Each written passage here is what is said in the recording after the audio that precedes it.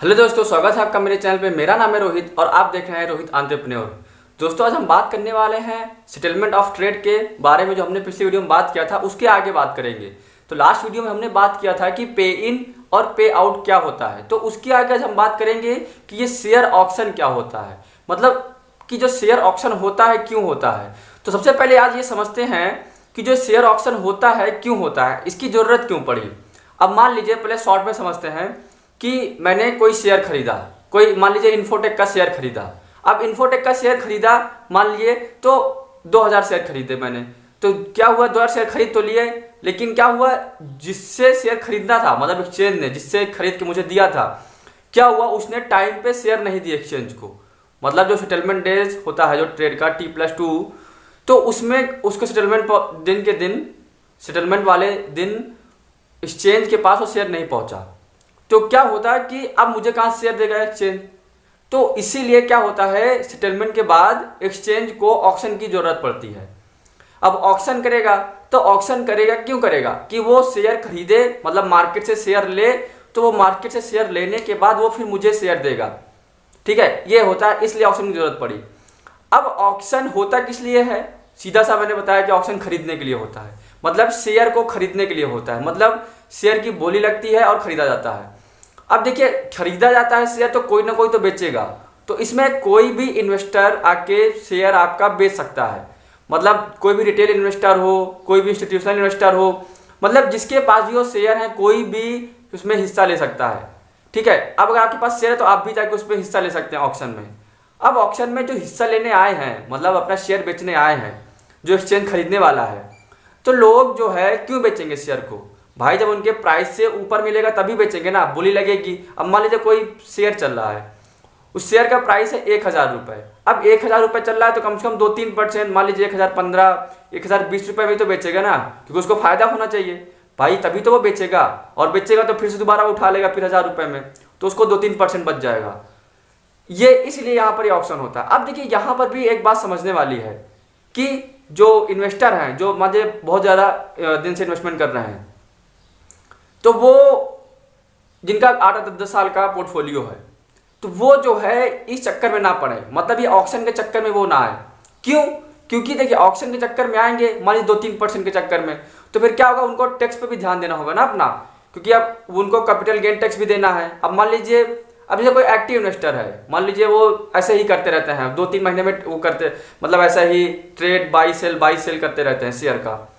ठीक है, मतलब थोड़ा मुनाफा हुआ वो लेके बैठ गए। तो इस तरीके के जो इन्वेस्टर हैं उनको short term capital gain tax देना होता है, तो वो लोग इसमें हिस्सा ले सकते हैं। ऐसा नहीं कि इन्वेस्टर नहीं ले सकता, वो भी ले सकते हैं, लेकिन उनको इस बात का ध्यान रखना होगा कि आप जो LTCG है उसको ध्यान में रखिए कि उससे ज़्यादा ही आपका मुनाफा हो। अब मान लीजिए कोई शेयर में 8-10% का प्रॉफिट हो रहा है, ठीक है, और 8-10% ऊपर ले रहा है एक्सचेंज, तो आप उसमें आ सकते हो, क्योंकि फिर आपको उसमें टैक्स बचा के भी आपको प्रॉफिट हो जाएगा। तो इस तरीके से ऑक्शन होता है। अब देखिए, ऑक्शन का भी एक और ये है कि मान लीजिए ऑक्शन में भी शेयर नहीं मिला, एक्सचेंज को ऑक्शन में भी शेयर नहीं मिला, तो एक्सचेंज को तो मुझे शेयर देने ही है, जो मैंने खरीदा इन्फोटेक का शेयर, तो वो कहाँ से देगा एक्सचेंज मुझे। तो इस केस में क्या होता है कि सेटलमेंट के बाद एक होता है क्लोज आउट, इसको हम क्लोज आउट नाम देते हैं। तो उस केस में क्या होता है कि एक्सचेंज क्या करेगा, 20% जो शेयर का प्राइस है, जो शेयर अपने प्राइस से हाई बनाया है, उसका जो है 20% ऊपर वो मुझे पैसा दे देगा, रिटर्न कर देगा। क्यों करेगा, क्योंकि वो मुझे शेयर नहीं दे पाया। एक्सचेंज ये बोलेगा कि भाई देखिए, हमने शेयर तो नहीं मिला हमको, जिससे शेयर लेना था वो दे नहीं पाया। अब ऑक्शन किया, ऑक्शन में भी शेयर नहीं मिला। सर बहुत कम होता है, बहुत रेयरली होता है आज के समय में, अभी इसके बारे में बात करेंगे, लेकिन ऑक्शन होता क्या है ये हम समझते हैं पहले। तो फिर क्या करता है एक्सचेंज कि 20% ऊपर दे देगा मुझे उसका प्राइस। अब ये 20% कहाँ से लेगा, जो एक्सचेंज है वो 20% कहाँ से लाएगा, अपनी जेब से तो देगा नहीं। तो ये उसको पेनल्टी मारता है जिसने शेयर देने के लिए बोला था, लेकिन किसी भी रीजन से वो शेयर दे नहीं पाया एक्सचेंज को। तो 20% उससे पेनल्टी लेके एक्सचेंज वो मुझे फिर 20% एक्स्ट्रा दे देगा। तो ये चीज़ आपको लग रहा होगा बहुत अच्छा चीज़ है। तो देखिए, ये चीज़ क्या है, ये पहले के समय में बहुत होती थी, मतलब आज से ये समझ लीजिए ये बातें हैं 10-15 साल 20 साल पहले की, जब क्या होता था कि इतना ऑनलाइन वाला सिस्टम नहीं था। अभी हम ऑनलाइन ऑफलाइन के बारे में आगे बात करेंगे, लेकिन पहले हम ऑक्शन को समझ लेते हैं पूरी तरह से। तो क्या पहले क्या है, इतना फास्ट सुविधा नहीं थी और इतना मतलब लोग समझदार नहीं होते थे, तो कोई ना कोई गलती हो जाती थी, तो ये ऑक्शन बहुत होता था। ये सेटलमेंट आज भी होता है, ऐसा नहीं है, जब जरूरत होती है तो सेटलमेंट होता है। और ये जो ऑक्शन वाला चीज़ है ये बहुत कम होता है आज के समय में भी, और जरूरत पड़ेगी तो होगा ही अगर शेयर नहीं दे पाए तो ये ऑक्शन होता है कि मतलब अगर मैंने शेयर खरीदा और जिससे एक्सचेंज ने शेयर खरीद के मुझे देना था, वो शेयर एक्सचेंज को दे नहीं पाया, जो इन्वेस्टर था जिसने बेचा वो शेयर को टाइम पे, तो वो शेयर एक्सचेंज ने ऑक्शन किया, तो ऑक्शन करने पे भी शेयर लिया और शेयर लेने के बाद फिर मुझे दिया, और नहीं मिला एक्सचेंज ऑक्शन में भी, तो फिर एक क्लोज आउट पीरियड होता है, एक क्लोज आउट सेशन होता है जिसमें 20% ऊपर एक्सचेंज मुझे दे देगा। और ये 20% कहाँ से लेगा, ये उसी इन्वेस्टर से लेगा जिसने शेयर नहीं दिए, उसको पेनल्टी में लगती है। तो मुझे लगता है कि आपको ऑक्शन समझ में आ गया होगा कि ये होता क्या है। अब आई होप कि आपको ये ऑक्शन जो है शेयर का, कि ऑक्शन कैसे होता है, ये जो बोली लगती है ये क्यों होती है, आपको समझ में आ गया होगा। तो आज हम बात करने वाले हैं ऑफलाइन और ऑनलाइन ट्रेडिंग के बारे में। देखिए, ऑफलाइन ट्रेडिंग के बारे में तो हम इसमें डिस्कस कर लेते हैं, लेकिन ऑनलाइन ट्रेडिंग जो होगी, ऑनलाइन ट्रेडिंग के बारे में अगला एक पूरा वीडियो आएगा, क्योंकि आज के समय में सिर्फ मोस्टली लोग ऑनलाइन ट्रेडिंग ही करते हैं। तो उसके लिए एक पूरा वीडियो लेके आऊँगा मैं। जो अगला वीडियो होगा हमारा वो क्या होगा कि ऑनलाइन ट्रेडिंग कैसे करते हैं, मतलब आपका सौदा कैसे लगाना है, क्या करना है, सब चीज़ें पे हम डिटेल में डिस्कस करेंगे, वो अगले वीडियो में करेंगे। तो आज हम सबसे पहले समझते हैं ऑफलाइन ट्रेडिंग। अब देखिए, ऑफलाइन ट्रेडिंग को समझने के पहले हमको थोड़ा पीछे जाना पड़ेगा। पीछे मतलब थोड़ा हम 20-25 साल अब पीछे जाते हैं, और वहाँ पर पहले समझने की कोशिश करते हैं ऑफलाइन ट्रेडिंग की शुरुआत कैसे हुई। जैसा कि मैंने कुछ वीडियो पहले ही बताया था कि जब NSE नहीं हुआ करता था, जब BSE था, तो BSE के टाइम में मैंने बताया था कि एक ऑडिटोरियम होता है रिंग टाइप का। तो उस ऑडिटोरियम में क्या होता था, जैसे आज के समय में आप कंप्यूटर लैपटॉप से शेयर खरीदते बेचते हो, कॉल पे शेयर खरीदते बेचते हो, वो भी ऑफलाइन है। लेकिन हम पहले जिस बारे में बात कर रहे हैं, जो पीछे जाके इसको समझते हैं। पहले क्या होता था कि आपको जो ऑडिटोरियम बताया मैंने BSE का होता था, जो रिंग टाइप का होता था, तो वहाँ पर लोग जाके शेयर पर्सनली खरीदते थे, मतलब फेस टू फेस सौदा करते थे। वहाँ पर लोग बोलते थे कि हाँ आपको कौन सा शेयर होता है, कौन सा शेयर खरीदना है, कौन सा शेयर बेचना है, कितने में खरीदना है, कितने में बेचना है। तो इस तरीके से वो लोग ट्रेड सेटल करते थे। आज के समय में नहीं, आज के समय में ऐसा नहीं होता, लेकिन उस समय में ऐसा ही होता था। आज से 20-25-30 साल पहले की बात है। तो उसमें क्या होता था कि बहुत भीड़ भाड़ होती थी उसमें, जैसे सब्जी बाजार नहीं होती, मार्केट में जाके आप सामान खरीदते हैं, तो उसी तरह पहले शेयर बाजार में भी आपको वहां पर जाके आपको शेयर खरीदना होता था। तो अब हम वहां से 20 साल पहले, अब 20 साल पहले की बात छोड़ के अब हम इस समय आगे देखते हैं। तो आज के समय में ऑफलाइन ट्रेडिंग ऐसे होती है कि आप जो है अपने ब्रोकर को कॉल करके बोलते हैं कि ये शेयर खरीदना है, मान लीजिए SBI खरीदना है, अब ये HDFC खरीदना है। अब मान लीजिए आपने जो ब्रोकर को कॉल करके बोला, जो डीलर होते हैं उनसे बोला कि भैया हमारे 100 शेयर HDFC के खरीद दीजिए। तो क्या हुआ, HDFC का 100 शेयर उसने खरीद दिया। अब मान लीजिए आपको डिस्कस करना है, तो आप उनसे डिस्कस कर सकते हैं कि ये शेयर खरीदना सही है, कैसा भाव चल रहा है, क्या है। तो वो जो डीलर होगा वो आपके मार्केट को समझ के वो बताएगा, अंदाजा लगा के कि हाँ खरीदना है कि नहीं खरीदना। तो वहाँ पर वो डीलर खरीद देता है। तो एक आपके दिमाग में एक क्वेश्चन ये होना चाहिए कि आपने बोला 100 शेयर खरीदने के लिए, मान लीजिए उसने 90 शेयर खरीद दिए या 50 शेयर खरीद दिए, या आपने प्राइस बोला 500 में चल रहा है, अब 500 की जगह उसने 505 या 510 में खरीद लिए या 495 में बेच दिए, मतलब ऐसा कुछ भी हो सकता है। तो इसके लिए क्या होता है कि जो डीलर होते हैं उनके जो फ़ोन होता है, वो कॉल हम लोग जो बात करते हैं वो रिकॉर्ड होती है, मतलब वो रिकॉर्ड जो होता है वो रिकॉर्डिंग प्रूफ होता है। तो इसमें ना ही डीलर को प्रॉब्लम होगी ना ही इन्वेस्टर को प्रॉब्लम होगी। क्यों एक प्रूफ माना जाता है कि हाँ आपने जो शेयर मतलब आपने जो सौदा किया है वो सौदा सही है कि गलत है।